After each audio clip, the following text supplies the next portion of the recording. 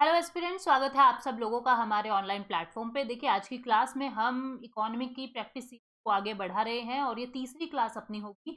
ये क्वेश्चन मैं आपको लास्ट क्लास में देके गई थी, आपको बताना था क्या सही नहीं है। तो इसके अंदर आंसर आएगा स्टूडेंट्स डी। आपने बी दिया हुआ है बट आंसर आएगा D. India is the 10th largest producer of medicinal and aromatics plant. ये गलत है। क्योंकि भारत जो है वो, ये तो ठीक है कि उत्पादक है, काफी हाईएस्ट उत्पादक है, लेकिन वाणिज्यिक मूल्यों के लिए भी हमारे जो प्रोडक्ट्स हैं वो काम आते हैं। तो इसकी जो ये वाली स्टेटमेंट है ना, products are not of commercial value, यानी कि ये उत्पाद वाणिज्यिक मूल्य के लिए नहीं है, ये गलत है। ठीक है, तो इसके आगे वाला हिस्सा गलत है, इसलिए ये स्टेटमेंट गलत है और उसने गलत ही पूछा है, नॉट करेक्ट पूछा है। कौन सा कथन सही नहीं है? तो आंसर क्या आ जाएगा? डी। आज की क्लास को शुरू करते हैं। 61 नंबर क्वेश्चन। 61 नंबर क्वेश्चन क्या कहता है? कृषि ऋण आवश्यकताएं यानी agriculture credit needs are distinct from those of non agricultural sector in many respect. बहुत सारे तरीकों से गैर कृषि चीजों से ये अलग होती है। इनमें से क्या सही नहीं दिख रहा आपको? कृषि ऋण की आवश्यकताएं स्थिर रहती है, यानी जो एग्रीकल्चर क्रेडिट है वो स्टेबल रहता है, जो नीड्स हैं एग्रीकल्चर की वो स्टेबल रहती हैं। ठीक है, उसके बाद अग्रिम रूप से ऋण आवश्यकताओं का सही अनुमान लगाना कठिन है, जैसे कि गैर कृषि उद्योगों के मामले में संभव है। बिल्कुल सही है, आप एग्रीकल्चरल नीड्स के बारे में एस्टिमेट नहीं लगा सकते, करेक्ट एस्टिमेट, क्योंकि क्या पता कब बारिश आ जाए, क्या पता कब ओलावृष्टि हो जाए, क्या पता कब सूखा पड़ जाए, कितनी जरूरत हो ना हो आपको नहीं पता। ये बात बिल्कुल सही है। और ये बात भी बिल्कुल सही है कि एग्रीकल्चर क्रेडिट जो है, जो लोन मिलता है या जो भी चीजें होती है वो स्टेबल सी रहती है कि इस चीज के लिए ये लोन मिलेगा, इस चीज के लिए ये लोन मिलेगा। ये दोनों स्टेटमेंट सही है। तीसरा है कि एक कृषक शेयरों की बिक्री के माध्यम से अपने व्यवसाय के जोखिम को अन्य लोगों पर डाल सकता है। बिल्कुल गलत। किसानों का शेयरों का ऐसा थोड़ा ना कोई किसान शेयर लॉन्च कर रहा है और फिर वहां से पैसा इकट्ठा कर रहा है, ऐसा नहीं है। तो ये स्टेटमेंट गलत है। तो आंसर क्या आ जाएगा इसका? सी। डी स्टेटमेंट भी सही है कि अपनी किसी ना किसी जमीन को, किसी ना किसी पूंजी को आप लोन में चढ़ाते हो, अगर आपको आप गिरवी रखते हो, अगर आपको लोन लेना है तो कृषि भूमि पे, तो इस तरीके से काम होता है। डी स्टेटमेंट भी सही है, लेकिन सी गलत है, इसलिए आंसर क्या आएगा? सी आएगा। 62 नंबर क्वेश्चन क्या कहता है? कहता है निम्नलिखित में से कौन सा सार्वजनिक क्षेत्र के उद्यमों में विनिवेश के उद्देश्य में क्या नहीं है, मतलब डिसइन्वेस्टमेंट का ऑब्जेक्टिव क्या नहीं है, ये बताना है। सार्वजनिक क्षेत्र के उद्यमों को सुविधाजनक बनाने के लिए समेकित करना। आप एक बात समझो, डिस इन्वेस्टमेंट क्या होता है?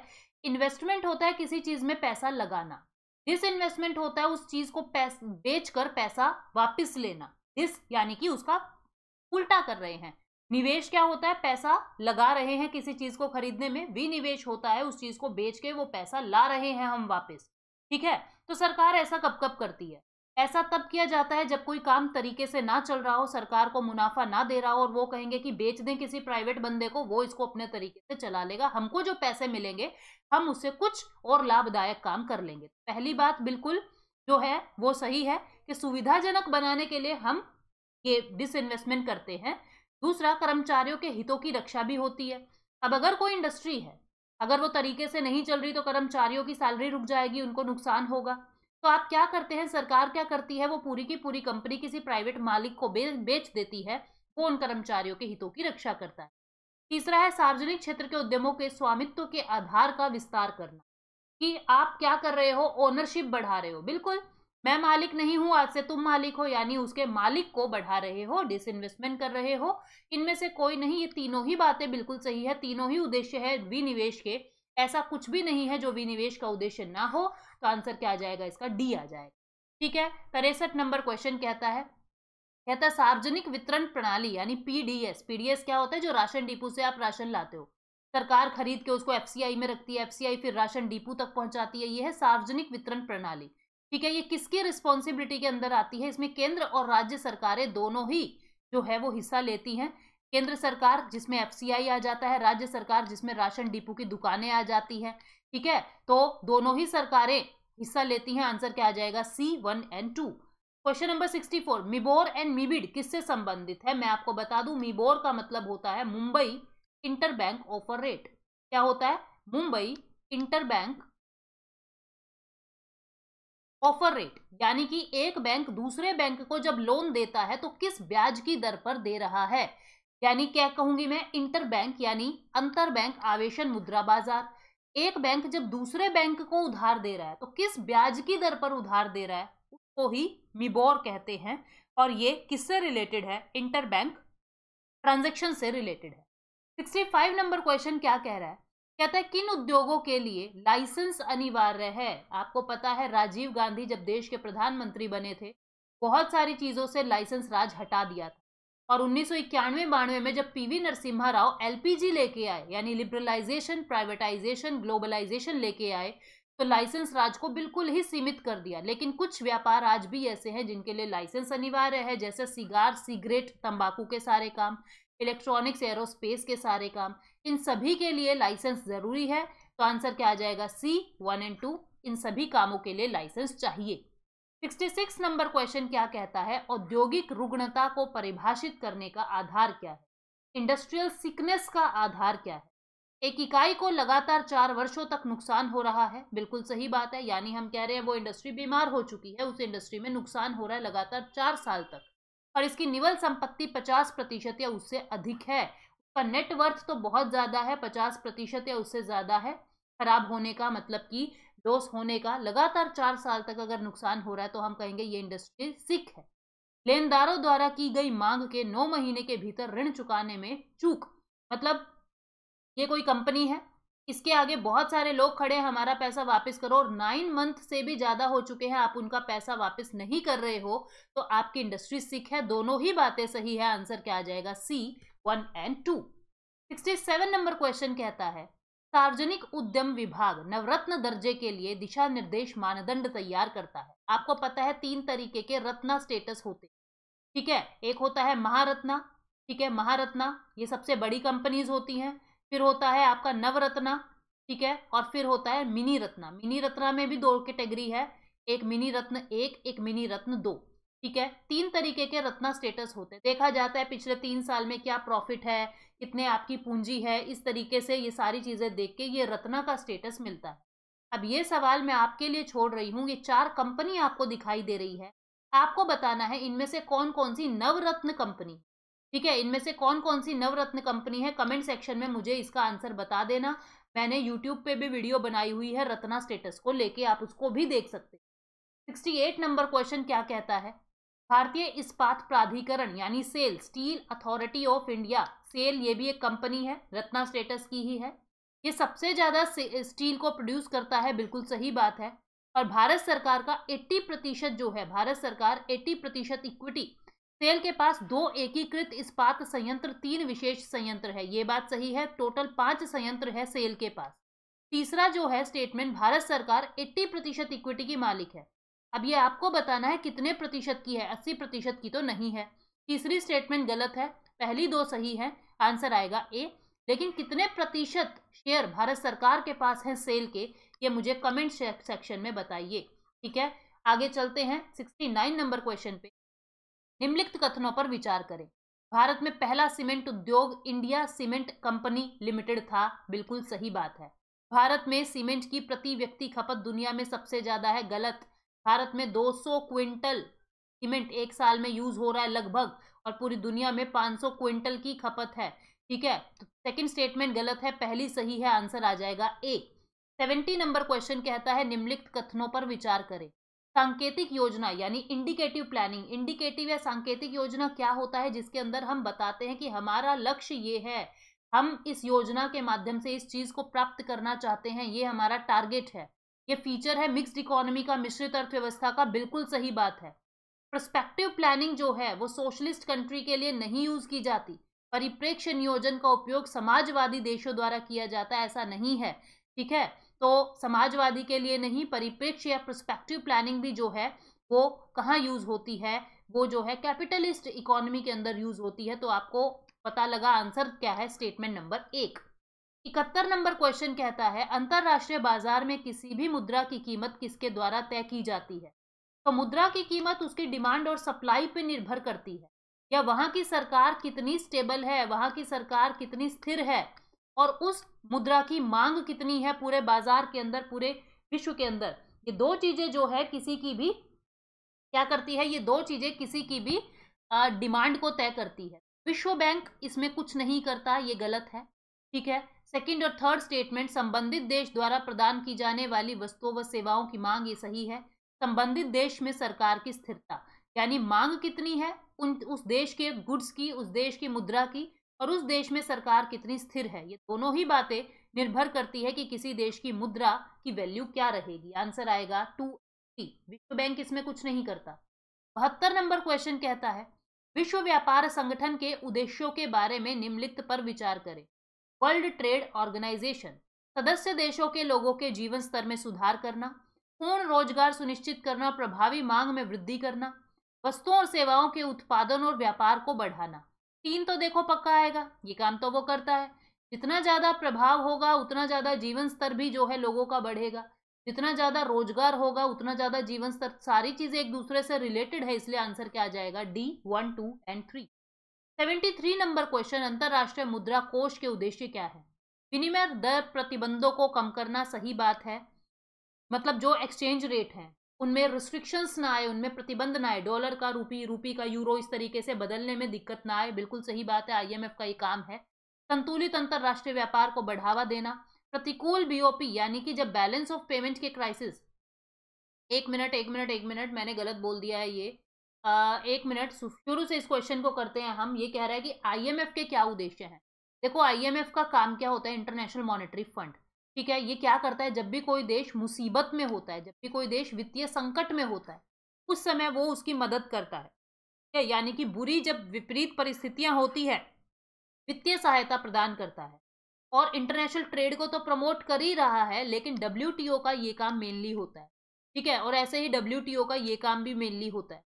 ये जो है मेन काम आईएमएफ का है कि जब कोई देश वित्तीय संकट में हो तब उसकी मदद करना, इसलिए 73 का आंसर आएगा सी। 74 ट्रिप्स समझौते को लेकर है। ट्रिप्स के बारे में मैं आपको थोड़ा सा बता दूं, ये है trade related intellectual property rights. Intellectual property rights ये क्या होते हैं, बिल्कुल साधारण शब्दों में समझते हैं। जैसे भाई आपने यूट्यूब पे एक वीडियो बनाई, आपकी वीडियो हूबहू किसी ने अपने चैनल पे डाल दी तो उसके ऊपर लग जाएगा कॉपीराइट। आपने कोई गाना बनाया और आपका गाना किसी ने चोरी करके अपने नाम से बेचना शुरू कर दिया, उसके ऊपर लग जाएगा कॉपीराइट। आपने कोई प्रोडक्ट बनाया और उस प्रोडक्ट को दूसरे ने अपने नाम से बेच दिया, तो आप क्या कहोगे, उस पर ट्रेडमार्क का केस करो, ये मेरा ट्रेडमार्क था, ये मेरा लोगो है। आपने इस चीज तरीके की चीज सुनी होगी ना, पेटेंट मिलता है दवाइयों पे, ये दवाई हमने बनाई है, हम ही इसका पैसा लेंगे बिकने पर। तो ये सब क्या होते हैं, ये होता है ट्रिप्स, यानी कि trade related intellectual property rights, ठीक है। तो इसके अंदर क्या होता है, किसी भी देश की जो मेहनत होती है कोई चीज बनाने में, वो मेहनत खराब ना हो इसके लिए कानून बनाया हुआ है, जिसको हम ये protection act, registration protection act कहते हैं 1999 का। ये कहता है कि ट्रेडमार्क और ज्योग्राफिकल इंडिकेशन में डिफरेंस क्या है। ट्रेडमार्क तो क्या होता है आपको पता है, कोई लोगो देखते हो। ज्योग्राफिकल इंडिकेशन क्या होता है, भौगोलिक संकेत क्या होता है, जैसे आपने देखा ना मथुरा का पेड़ा, गुजरात की पटोला साड़ी, यानी किसी को किसी जगह की वजह से फेमस होना का मिलता है, उसको कहते हैं भौगोलिक संकेत। दोनों में डिफरेंस क्या है, एक व्यापार चिन्ह एक व्यक्ति या कंपनी का अधिकार है, जबकि एक भौगोलिक संकेत एक समुदाय का अधिकार है। बिल्कुल सही है, व्यापार चिन्ह तो क्या है, किसी कंपनी का तो लोगो होगा, ठीक है, लेकिन एक जो ज्योग्राफिकल इंडिकेशन होगा उस समुदाय का, कि गुजरात के लोगों की साड़ी फेमस है, ठीक है, इस तरीके से ये बात सही है। एक ट्रेडमार्क को लाइसेंस दिया जा सकता है, भौगोलिक संकेत को लाइसेंस नहीं दिया जा सकता। ये बात देखते हैं अभी, सही है गलत है, ठीक है, इसको देखना पड़ेगा, एक मिनट। थर्ड नंबर स्टेटमेंट क्या कहता है कि निर्मित वस्तुओं को एक व्यापार चिन्ह दिया जाता है, जबकि भौगोलिक संकेत केवल कृषि उत्पाद, ऐसा कुछ नहीं है कि केवल कृषि उत्पाद को भौगोलिक संकेत मिलेगा, कपड़ों को भी मिल रहा है, हस्तशिल्प को भी मिल रहा है। तो थर्ड स्टेटमेंट गलत है, जिसमें थर्ड नहीं है वो काट दो, पहली दोनों स्टेटमेंट सही। ट्रेडमार्क को तो लाइसेंस मिलता है, ज्योग्राफिकल इंडिकेशन को लाइसेंस नहीं मिलता, तो आंसर क्या आएगा 1 और 2।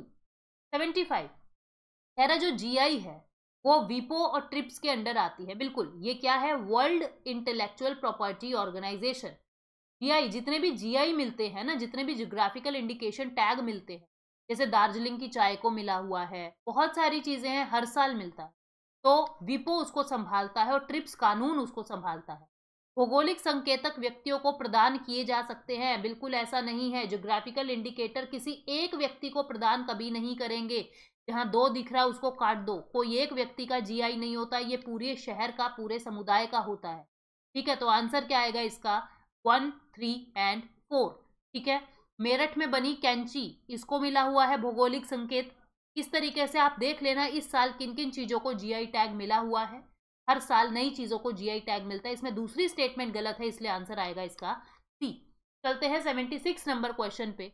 ये कहता है WDR वर्ल्ड डेवलपमेंट रिपोर्ट जो है, पुराना क्वेश्चन है, इसको मैं छोड़ रही हूँ क्योंकि ये जो रिपोर्ट्स वगैरह है, टैग वगैरह है या फिर इंडेक्स है, ये आप अपने इस साल के हिसाब से करिए, इसको मैं छोड़ रही हूँ। 77 नंबर क्वेश्चन, गिनी कॉफिशिएंट। मैं आपको बता दूं क्या होता है गिनी गुणांक। जी से इसको मेजर करते हैं और 0 से 1 के बीच में इसकी वैल्यू होती है। 0 का मतलब है उस देश में पूर्णतः समता है, हर इंसान गरीब है तो गरीब है सब, अमीर है तो अमीर है सब। 1 है पूर्णतः विषमता, विषमता यानी कि इनइक्वालिटी। विषमता का मतलब क्या है? इनइक्वालिटी। किसी का अगर 1 के करीब जितना व्यक्ति, जितना कोई देश 1 के करीब होगा वहां पे उतनी विषमता के, एक व्यक्ति तो बहुत अमीर, एक व्यक्ति बहुत गरीब। यानी क्या बताता है? इनइक्वालिटी बता रहा है, असमानता बता रहा है आय के बारे में। चलते हैं 78 number question, disguised unemployment. Disguised unemployment क्या होता है? जितने बंदे चाहिए उससे ज्यादा बंदे आपने एक काम में लगा दिए, उसको डिस्गाइज्ड अनएम्प्लॉयमेंट कहते हैं। यानी व्यक्ति की क्षमता और उत्पादन। क्या मतलब कहने का? कि लोग तो बहुत सारे हैं पर उत्पादन उतना नहीं हो रहा, दोनों में बेमेल हो गया है, इसको कहते हैं प्रच्छन्न बेरोजगारी। आंसर आएगा ए। चलते हैं 79 नंबर क्वेश्चन पे। भारत के किस राज्य में स्नातक बेरोजगारी दर सबसे अधिक है? कि लोग तो पढ़े लिखे हैं पर बेरोजगार है, यह है केरल। ठीक है, बहुत पढ़े लिखे 93% यहाँ पे साक्षरता दर है, लेकिन बेरोजगारी है। आंसर आएगा केरल। 80 नंबर क्वेश्चन यूपी के बारे में है। यूपी में सबसे ज्यादा ग्रामीण आबादी है, बिल्कुल सही। अनुसूचित जाति भी यहाँ सबसे ज्यादा है, ठीक है, लेकिन ट्राइब यहाँ सबसे ज्यादा नहीं है। अनुसूचित जनजाति यहाँ सबसे ज्यादा नहीं है, इसलिए आंसर आएगा 1 और 2। 81 नंबर क्वेश्चन कह रहा है न्यूनतम मजदूरी अधिनियम। मिनिमम वेजेस एक्ट क्या कहता है? कहता है आप किसी से भी काम करवा रहे तो कम से कम इतना रुपया तो आपको देना पड़ेगा, और हर स्टेट का ये रेट अलग है। तो न्यूनतम मजदूरी अधिनियम केवल केंद्र और राज्यों की अनुसूचित नियोजनों पर लगता है। ये जो है महिला और पुरुष के लिए अलग अलग न्यूनतम मजदूरी दर निर्धारित करता है। ये गलत है, ये सही है। क्यों? क्योंकि आपका आर्टिकल 39 क्या कहता है? समान काम के लिए समान वेतन, चाहे महिला हो चाहे पुरुष हो, काम अगर सेम है तो वेतन भी सेम मिलेगा। ऐसा कुछ नहीं है कि महिला और पुरुष के अलग अलग रेट्स होंगे। तो इसका आंसर क्या आ जाएगा? केवल 1। 82 नंबर क्वेश्चन, प्रकृति और प्राकृतिक संसाधनों के संरक्षण के लिए अंतरराष्ट्रीय संघ द्वारा 1980 में प्रस्तुत विश्व संरक्षण रणनीति के बाद सतत विकास शब्द प्रमुख हो गया। 1980 में एक मीटिंग हुई थी वर्ल्ड कंजर्वेशन स्ट्रेटजी पे, कि हम विश्व को प्रोटेक्ट कैसे कर सकते हैं, और वहां पे शब्द यूज हुआ था सस्टेनेबल डेवलपमेंट। ये बात सही है, याद रखना इस बात को। सतत विकास भविष्य की पीढ़ियों की अपनी जरूरतों को पूरा करने की क्षमता से समझौता किए बिना। सतत विकास का मतलब क्या होता है? जैसे भाई पेट्रोल है, पेट्रोल बहुत बड़ी मुश्किल से बहुत सालों में बनता है। ऐसा नहीं है सारा पेट्रोल आप ही पी जाएंगे, आपकी आने वाली जनरेशन को भी उसकी जरूरत है। ठीक है, तो पेट्रोल जो है वो उसका यूज जो है वाइज तरीके से करना है, इसको कहेंगे सस्टेनेबल डेवलपमेंट। यानी कि वर्तमान की जरूरतों के साथ समझौता ना करना पड़े, आज इतना मत खा जाओ। तो ये बात सही है, ये भी सही है। सतत विकास अवधारणा पर्यावरण के संरक्षण पर जोर देती है। यस, तीसरा भी सही है, प्रोटेक्ट करना है, एनवायरमेंट को कंजर्व करना है। आंसर क्या आएगा? 1 2 3। 83 नंबर क्वेश्चन है PSDF power system development fund 2014 का। ये फंड अब पुराना हो गया है, बाकी मैं आपको बता दूं इसके अंदर क्या होता था। इसके अंदर जो पारेषण है, जो ट्रांसमिशन है, एक जगह से दूसरी जगह बिजली पहुंचाना, वो काम होता था। ठीक है, कैपेसिटर की स्थापना की जाती थी ताकि किसी तरीके का पावर लॉस ना हो, और डिस्ट्रीब्यूशन सिस्टम अच्छा बनाया जाता था। तो ये सारे ही सिस्टम अच्छे हैं, पर अब ये फंड नहीं है, तो ये क्वेश्चन भी पुराना है। 84 नंबर क्वेश्चन, SARDPNE यानी कि special accelerated road development programme for north east region, उत्तर पूर्व के लिए रोड बनाने के लिए ये एक योजना आई थी। इसका काम क्या है? इसका काम है पूर्वोत्तर यानी नॉर्थ ईस्ट के दूर दराज के स्थानों पे जहां सड़कें नहीं है, सड़क बनाना, और 2x4 यानी कि इनको बाकी लेन से जोड़ना, हाईवे से जोड़ना। तो रिंग मॉडल इसमें नहीं आता। आंसर आएगा ए और सी, आंसर आ जाएगा डी।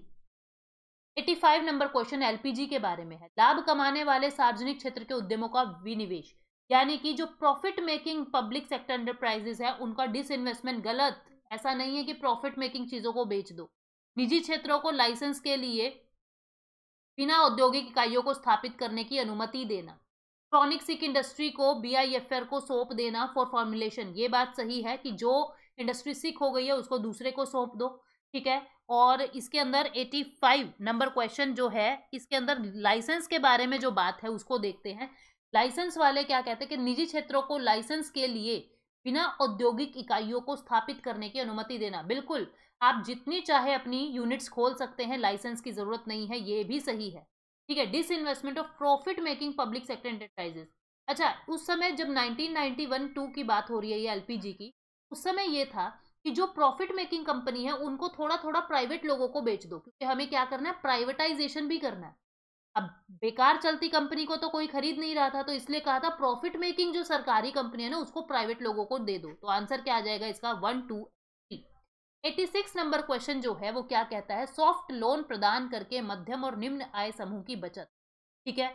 मध्यम और निम्न आय समूहों के साथ तेजी से बढ़ते उद्योगों के लाभ और समृद्धि को साझा करें।